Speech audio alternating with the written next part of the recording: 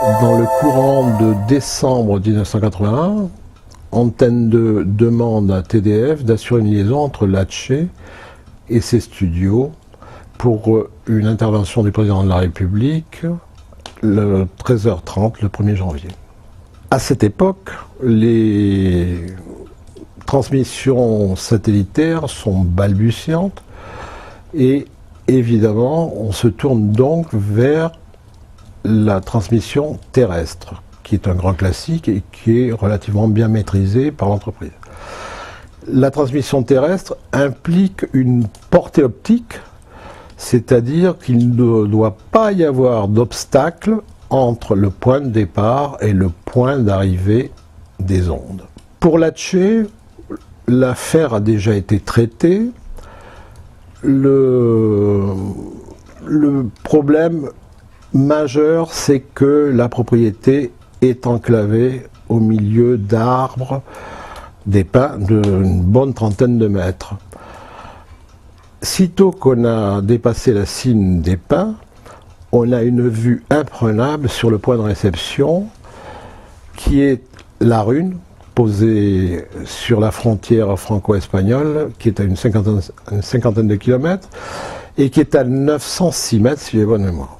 Donc le planning de TDF qui reçoit la commande délègue à la région du Sud-Ouest et à son groupe relais mobile l'exécution de la prestation et se charge de commander l'élévateur de 42 mètres à une société qui s'appelle La Prévoyante, la bien nommée, et qui doit amener l'engin le 1er janvier à 9h du matin à Souston. Souston, c'est à 7-8 km de Latché. Le jour dit, l'équipe de réception est à 9h à la Rune, sans problème. L'équipe d'émission et son véhicule est à Latché à 9h, aucun problème. Et moi, j'attends, dans Souston, le fameux véhicule. 9h, 9h15, 9h30, là je commence à m'inquiéter. Et que je suis donc relié à la Rune et à mon équipe du départ de Latché par radio-téléphone avec une qualité plus ou moins aléatoire. Heureusement, il y a une cabine téléphonique. Alors je fouille mes poches, il faut trouver les pièces de monnaie et j'appelle le permanencier au planning de TDF à Paris qui me dit « mais j'ai un fax de la prévoyante, il n'y a aucun problème, il doit y avoir un léger contretemps, c'est pas très grave, elle va arriver, t'inquiète pas, t'as qu'à aller à Latché et puis je te tiendrai au courant par l'intermédiaire de la Rune par radio-téléphone ». Donc, je rassuré à moitié, je prends ma voiture, je me retrouve à Latché. Alors là, bon, gros contrôle de gendarmerie, accréditation, laissez-passer. Et le gendarme qui me contrôle, je lui dis, vous n'avez pas entendu parler par hasard d'un véhicule avec une nacelle qui serait perdue ou en panne dans le coin, ça m'intéresserait vivement. Il me dit, ben écoutez, on va appeler les brigades, on va vous renseigner.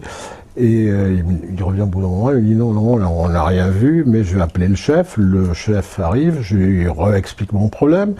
Il me dit je vais appeler l'autre chef, le chef du chef arrive, et ce chef Pandore me dit, mais écoutez, bon, on n'a pas de nouvelles, mais si vous avez besoin d'une nacelle, je peux vous en trouver une chez les pompiers de Dax. Alors, vu l'heure qui tourne et l'angoisse qui monte, je lui dis, mais évidemment, envoyez-moi ça tout de suite. Et Dax, c'est à une vingtaine de kilomètres, une demi-heure après, on a la nacelle des pompiers. Et puis là, dès qu'on la voit, on se dit qu'il y a quelque chose qui ne va pas aller, parce que cette nacelle, elle fait à peine 20 mètres, et il y a peu de chances qu'on passe au-dessus des pins. On fait quand même un essai par acquis de conscience, et puis les gens de la Rune n'enregistre qu'un vague signal perdu au milieu du bruit de fond et c'est totalement inexploitable et inutilisable.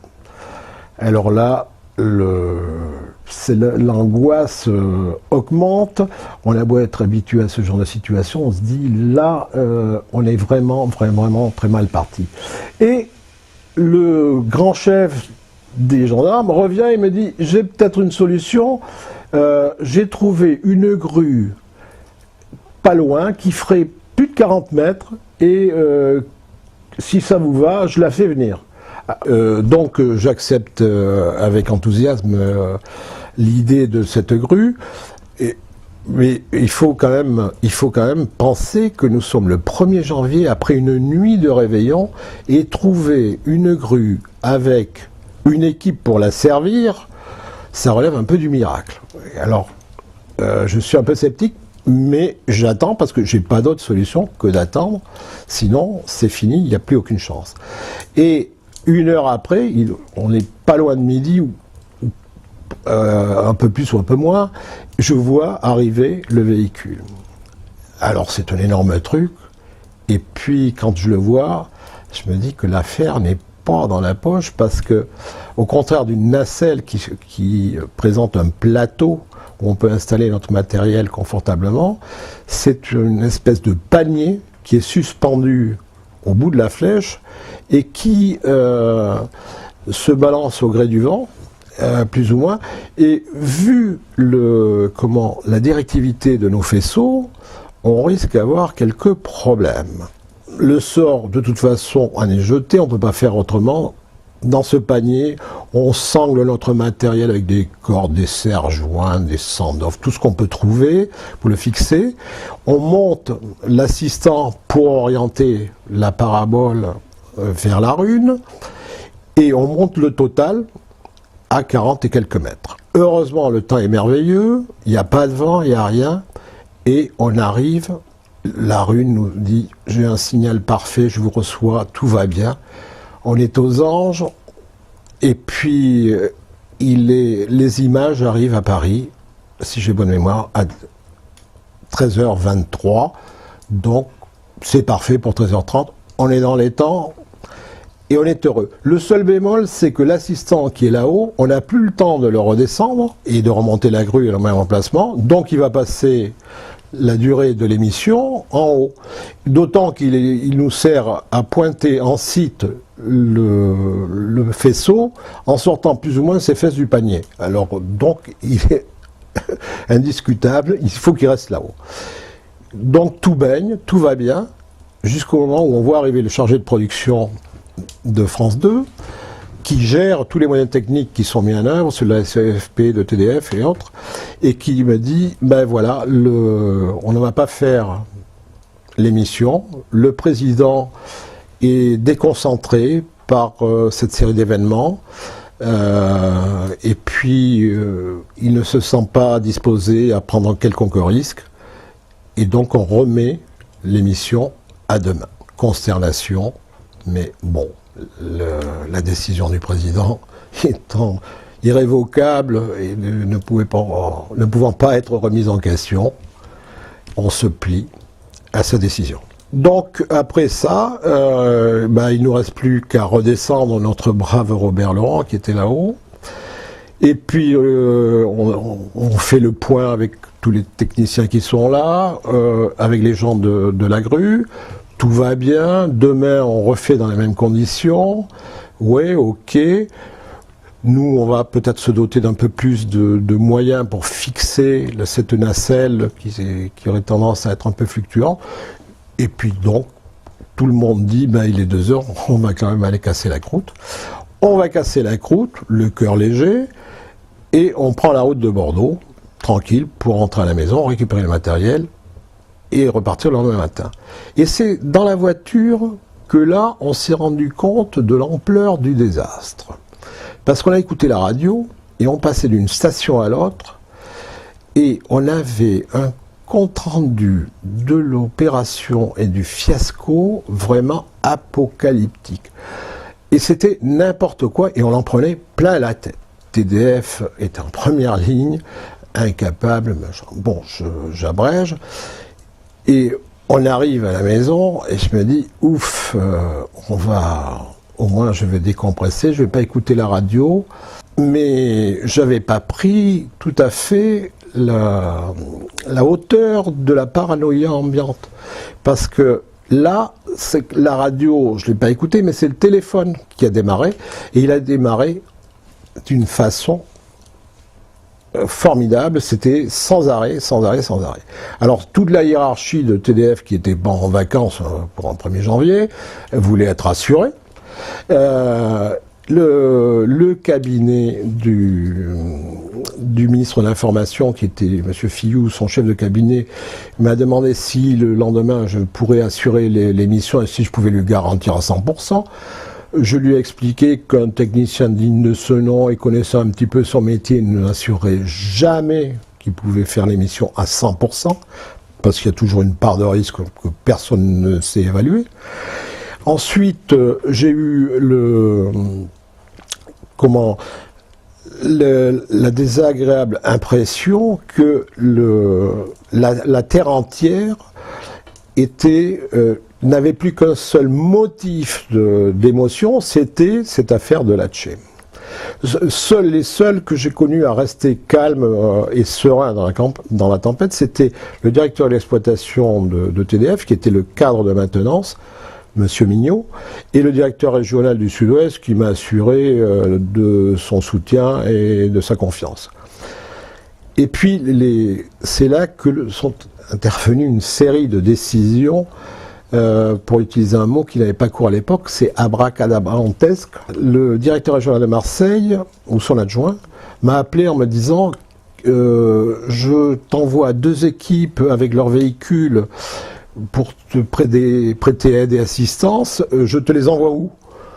Je dis, vu l'heure, le temps qu'ils arrivent, et comme j'en ai aucun besoin, le mieux c'est que tu les envoies se coucher. Et c'est ce qu'on a fait, parce que vraiment, je n'en ai pas besoin. Tout était cadré. Ensuite, la cerise sur le gâteau, ça a été quand le planning de Paris m'a annoncé qu'on avait affrété un avion cargo où on mettait 4 véhicules relais, un Falcon pour amener les personnels et qu'on envoyait tout ça en urgence à Mérignac, Bordeaux-Mérignac, pour venir m'aider. Alors j'ai dit, mais ça me sert fichtrement à rien. Le copain du planning, parce que c'était vraiment un ami que je connaissais depuis longtemps et qui connaissait le métier, je lui dis, mais tu sais très bien que j'en ai rien à faire. Qu'est-ce que tu veux que je fasse avec ces gens-là?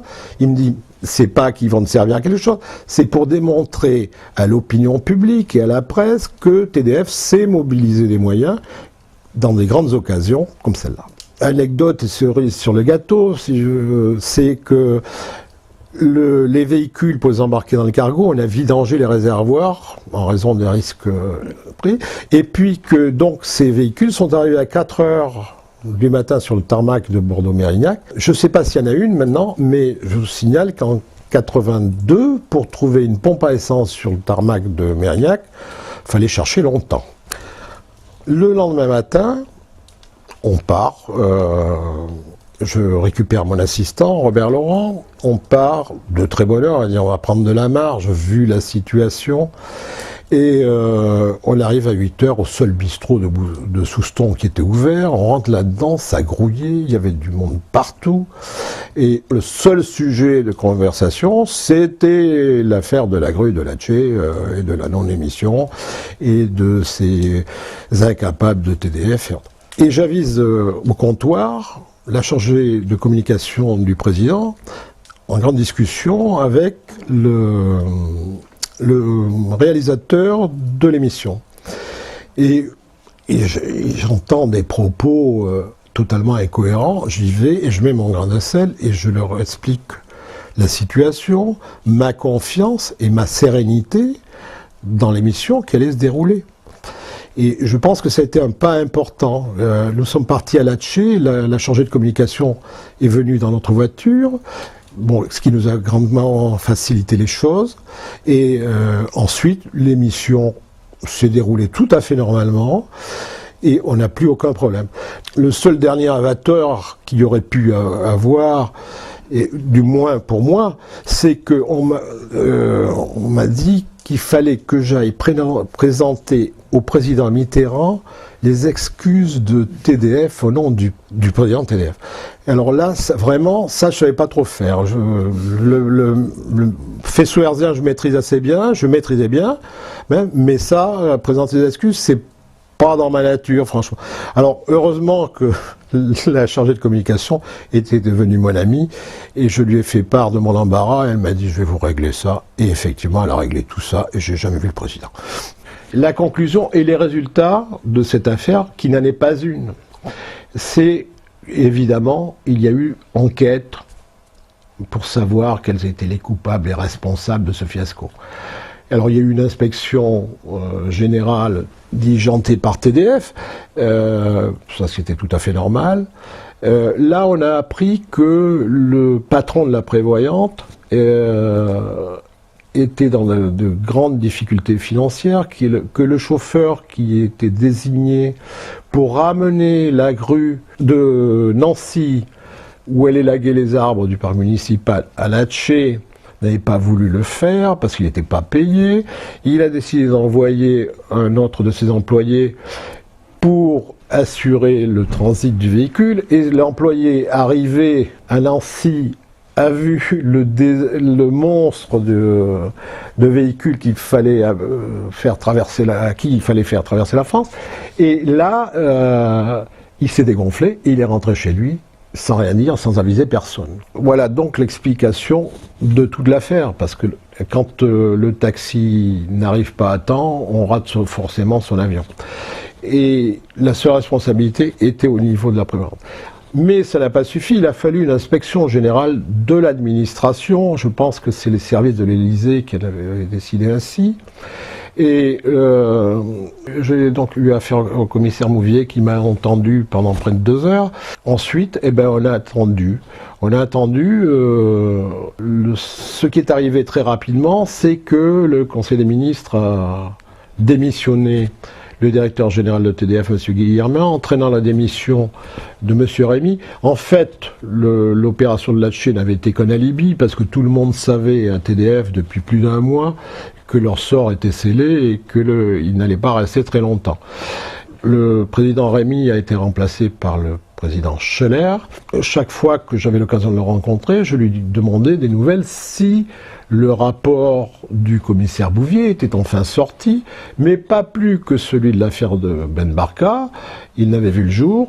Jusqu'au bout de 3 ou 4 mois, le président Scheller m'a dit « Le seul grief qui ait pu être porté contre TDF, c'est qu'il n'avait pas envoyé un cadre d'un niveau suffisant sur place à Latché. » Et là, j'étais tout à fait d'accord avec lui, mais j'attends encore ma promotion.